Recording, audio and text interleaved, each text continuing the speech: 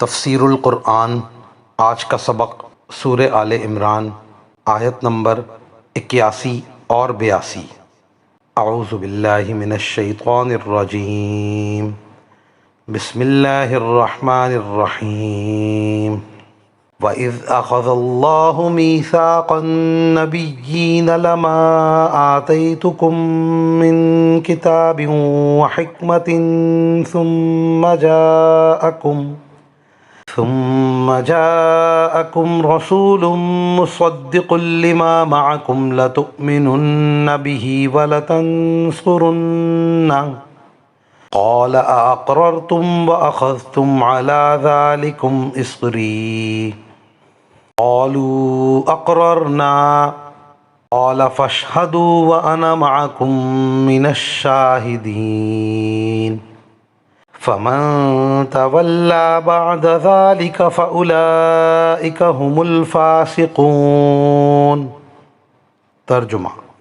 اور ان کو وہ وقت یاد دلاؤ جب اللہ نے پیغمبروں سے عہد لیا تھا کہ اگر میں تم کو کتاب اور حکمت عطا کروں، پھر تمہارے پاس کوئی رسول آئے جو اس کتاب کی تصدیق کرے جو تمہارے پاس ہے، تو تم اس پر ضرور ایمان لاؤ گے اور ضرور اس کی مدد کرو گے۔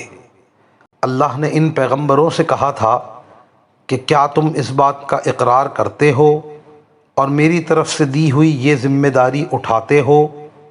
انہوں نے کہا تھا ہم اقرار کرتے ہیں۔ اللہ نے کہا تو پھر ایک دوسرے کے اقرار کے گواہ بن جاؤ اور میں بھی تمہارے ساتھ گواہی میں شامل ہوں۔ اس کے بعد بھی جو لوگ ہدایت سے منہ موڑیں گے تو ایسے لوگ نافرمان ہوں گے۔ ان دو آیتوں میں اس عہد کا ذکر ہے جو اللہ تعالیٰ نے حضرات انبیاء کرام علیہم السلام سے لیا۔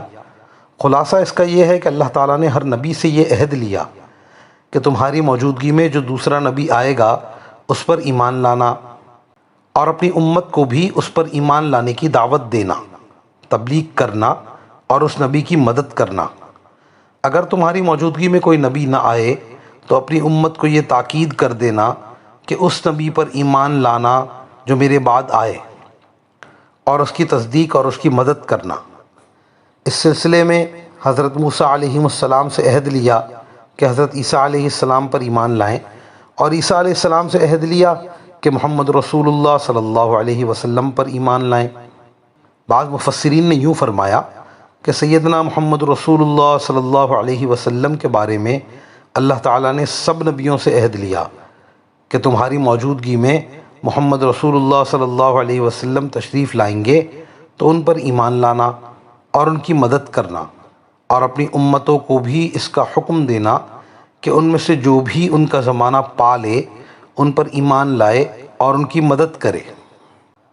عہد لے کر اللہ تعالیٰ نے تاکیداً فرمایا اقررتم واخذتم علی ذالکم اصری، کیا تم نے اقرار کر لیا اور اس پر تم نے میرا مضبوط عہد لے لیا؟ سب نے عرض کیا کہ ہاں ہم نے اس کا اقرار کر لیا۔ اللہ جل شانہ نے فرمایا تم گواہ رہو اور میں بھی تمہارے ساتھ گواہوں میں سے ہوں۔ یہ عہد حضرات انبیاء کرام علیہم السلام سے بھی لیا اور ان کے واسطے سے ان کی امتوں سے بھی لیا۔ اس عہد کو جن لوگوں نے پورا نہ کیا ان کے بارے میں فرمایا فمن تولیٰ بعد ذالک فاولئک هم الفاسقون، کہ جس نے اس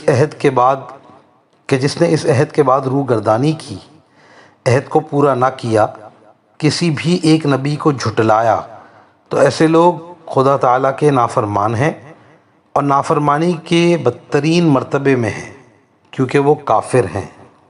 وآخر دعوانا ان الحمد للہ رب العالمین۔